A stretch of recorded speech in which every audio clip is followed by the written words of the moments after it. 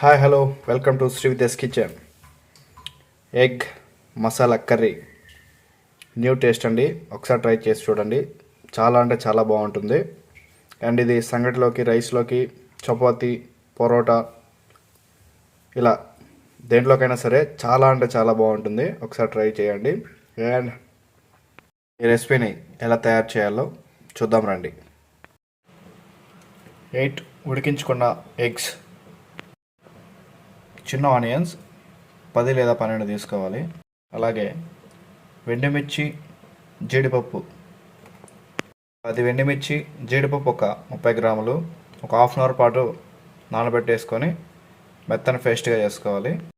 అల్లం వెల్లుల్లి paste 2 table spoon, medium size tomato మెత్తని పేస్ట్గా చేసుకోవాలి మిక్సీకి వేసి.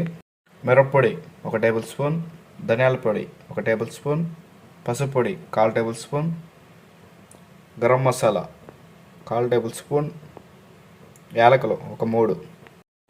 ఓకే, ఇప్పుడు బౌల్ పెట్టేసుకొని 1 టేబుల్ స్పూన్ ఆయిల్ వేసేసుకోండి. ఆయిల్ హీట్ అయ్యాక ఎగ్స్ ఫస్ట్ వేయించుకోవాలా. ఈ ఎగ్స్ని బాగా రోస్ట్ చేసుకోండి. కొద్దిగా ఎర్రగా వచ్చేంత వరకు వేయించుకోవాలి బాగా. ఓకే, ఎగ్స్ చూడండి బాగా ఎర్రగా అయిపోయాయి. మరీ ఎర్రగా అవ్వాల్సిన అవసరం లేదండి, ఈ విధంగా అయితే కూడా చాలు. నెక్స్ట్ ఇవన్నీ ఒక ప్లేట్లో పక్కకు తీసేసుకోండి. తీసుకున్న తర్వాత ఒక 3 టేబుల్ స్పూన్ ఆయిల్ యాడ్ చేసుకోండి. ఇప్పుడు అలాగే ఆనియన్స్ యాడ్ చేసుకోవాలి. ఆనియన్స్ బాగా మెత్తగా వేగేంత వరకు వేయించుకోవాలి. ఓకే అండి, ఆనియన్ బాగా వేగిపోయింది.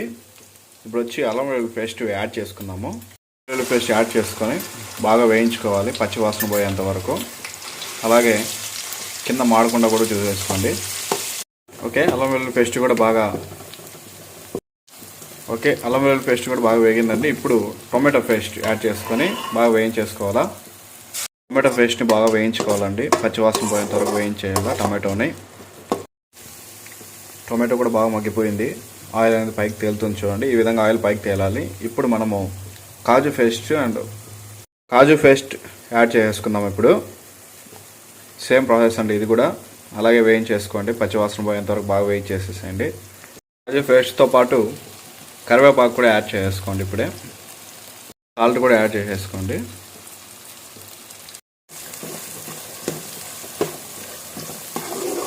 కాజు పేస్ట్ కూడా బాగా వేగిపోయింది. ఇప్పుడు మనము మిరప్పొడి, ధనియాల పొడి, పసుపు పొడి యాడ్ చేసుకుందాం. ఇప్పుడు యాడ్ చేసి బాగా వేయించేసుకోవాలి. ఒక 1 మినిట్ పాటు బాగా వేయించేసుకోండి దీన్ని. ఓకే అండి, మిరప్పొడి, గరం మసాలా బాగా వేగిపోయాయి. ఇప్పుడు ఎగ్స్ యాడ్ చేసేసుకుందాము. ఎగ్స్ యాడ్ చేసుకొని 1 నిమిషం పాటు మసాలాతో పాటు బాగా వేయించేసుకోండి ఎగ్స్ని వేయించిన తర్వాత. ఓకే అండి, ఎగ్స్ కూడా 1 నిమిషం పాటు వేగాయి. ఇప్పుడు మనం వాటర్ అనేది యాడ్ చేసేసుకుందాము. ఇది మసాలా వాటర్ అండి, అదే మిక్సీ వేసుకున్నాం కదా ఆ మసాలా వాటర్ 1 గ్లాస్ ఉంటుంది. అలాగే ఒకవేళ మీకు వాటర్ తక్కువ, గ్రేవీ కొద్దిగా కావాలి అనిపిస్తే ఇంకొక గ్లాస్ యాడ్ చేసుకోండి వాటరు. గ్రేవీ అనేది బాగా చిక్కగా అవుతుంది. ఒక 5 నిమిషాల పాటు వదిలేసేయండి. అండి 5 మినిట్స్ అయిపోయింది. మన ఎగ్ కర్రీ చూడండి ఎంత గ్రేవీగా, ఎంత కలర్ఫుల్గా ఎలా ఉందో చూడండి. టేస్ట్ కూడా అదే విధంగా ఉంటుందండి. ఇప్పుడు కొత్తిమీర చల్లేసుకొని లైట్గా దింపేసుకుందాము. ఓకే అండి, థ్యాంక్స్ ఫర్ వాచింగ్.